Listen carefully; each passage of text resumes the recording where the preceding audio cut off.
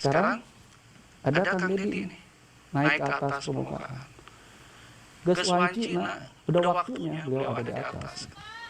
Dan berapa banyak hujatan mengenai beliau. Kan itu semua orang-orang yang berseberangan dengan beliau menyebutnya kafir dan segala macam lah, kata-kata yang tidak pantas. Tetapi Restu Alam kan mengatakan beda.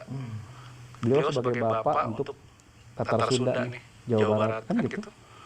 Nah, sekarang apa yang salah? Di saat orang Sunda mengatur dirinya sendiri. Kayak saya nih, saya kan masih Sunda satu-satunya. Bayangkan 2024 nih, kan baru ada satu Resi Sunda. 2024 tahun ya, bayangkan baru ada satu Resi Sunda. Sekarang 2024 baru ada satu namanya Kang Deddy Mulyadi yang mengatakan tadi dengan lugas, tegas. Ini kan satu kebangkitan kesadaran Sunda.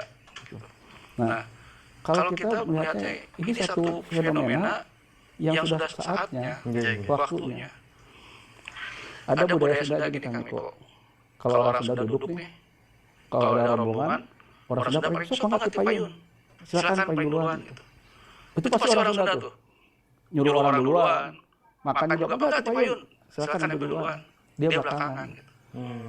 Nah, sekarang udah waktunya orang Sunda jangan nyuruh orang lain, orang Sunda yang maju ke depan. Orang Sunda yang mengambil haknya. Karena kalau tidak diambil haknya, yang terjadi adalah tadi terus penistaan akan tatanan Sunda.